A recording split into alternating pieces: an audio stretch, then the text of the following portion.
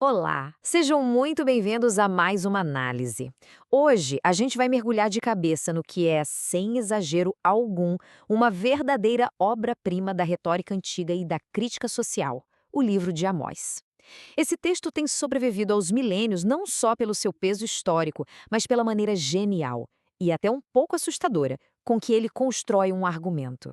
Vamos desconstruir juntos a genialidade por trás dessas palavras. Olha só o impacto dramático dessa obra, que já começa com tudo logo na primeira linha. Não tem introdução suave, não tem aquecimento. O texto captura a atenção imediatamente com a descrição de uma voz que ruge, uma voz divina, soando como um trovão, forte o suficiente para fazer os pastos murcharem e tudo secar. É uma verdadeira declaração de intenções. A mensagem aqui é clara. O que vem a seguir não pode, de jeito nenhum, ser ignorado. Então, como a gente vai estruturar isso hoje? Bem simples. Nosso roteiro tem 5 paradas: o chamado do pastor Amós, o julgamento das nações vizinhas, o foco na corrupção e injustiça, as visões de destruição e, por fim, a promessa de restauração. Vamos direto para a parte 1, o chamado do pastor Amós e de onde ele veio. A fonte material deixa muito claro quem é o mensageiro dessa história toda: Amós de Tecoa. E o texto faz questão de apresentá-lo como um verdadeiro forasteiro. Ele não é um sacerdote do palácio, não faz parte da elite, mas é um simples e humilde pastor de ovelhas. E isso cria uma dinâmica fascinante, né? Alguém comum, da base da pirâmide social, chegando para entregar uma mensagem extremamente dura para a poderosa elite do país. E vale muito a pena notar como o texto ancora esses eventos no tempo com uma precisão absurda. A narrativa aponta para reinados específicos, os reis Uzias e Jeroboão, lá em meados do século VIII antes da Era Comum, e de forma muito astuta menciona que tudo isso ocorreu exatamente 2 anos antes do terremoto. Ligar a mensagem a um desastre natural iminente dá ao texto instantaneamente um tom urgente e agorento. O que nos leva à parte 2. O julgamento das nações vizinhas por seus crimes. Aqui, a narrativa constrói uma lista metódica e bem sombria de crimes de guerra, varrendo todo o mapa geopolítico ao redor de Israel. A gente vê Damasco sendo acusada de tortura, Gaza e Tiro de venderem comunidades inteiras como escravos, Amon por atrocidades horrendas em batalha e Moabe por profanar os ossos dos mortos. O texto bate pesado em todas essas nações vizinhas.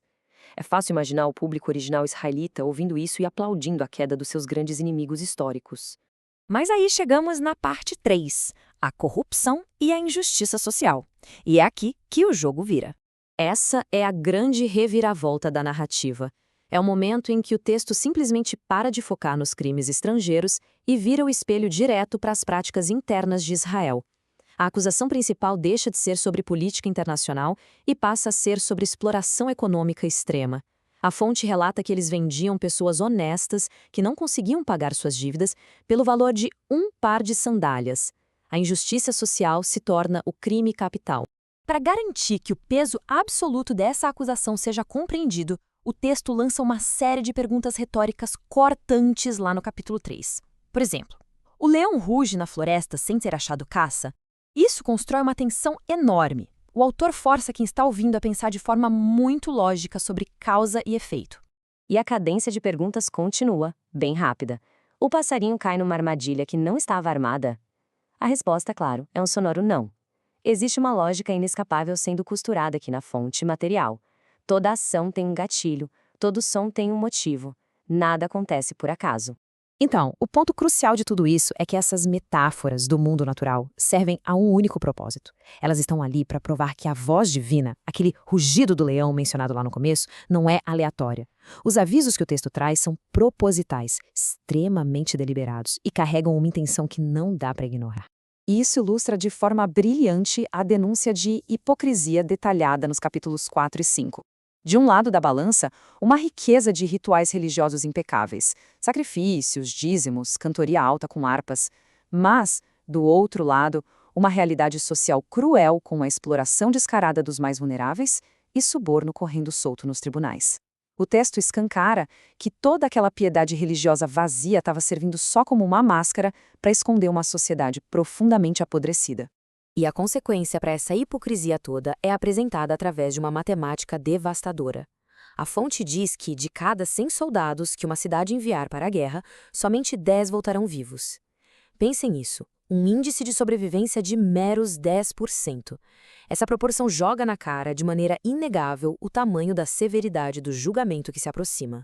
Entrando na parte 4, a gente vai ver as visões de destruição, o simbolismo do fim. Amos descreve 5 metáforas visuais que grudam na cabeça. Começa com uma praga de gafanhotos consumindo toda a terra, seguida por um fogo tão absurdo que seca até os mares. Depois, a imagem de um prumo de pedreiro, mostrando que a sociedade está torta, totalmente fora do esquadro ético.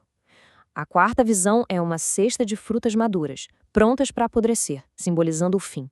E a quinta é o próprio templo ruindo em cima do altar. É o desmantelamento sistemático de uma nação, desenhado etapa por etapa. E é exatamente nesse ponto que o sistema reage. A mensagem de Amós atinge o nervo central do poder. Amazias, que é o sacerdote oficial do templo real em Betel, intervém com tudo e dá a ordem, fora daqui, volte para Judá e vá ganhar a sua vida por lá. Amazias personifica aquela aliança perfeita entre a religião de Estado e o poder político, tentando calar a crítica a qualquer custo. A resposta que a gente lê no texto é sensacional.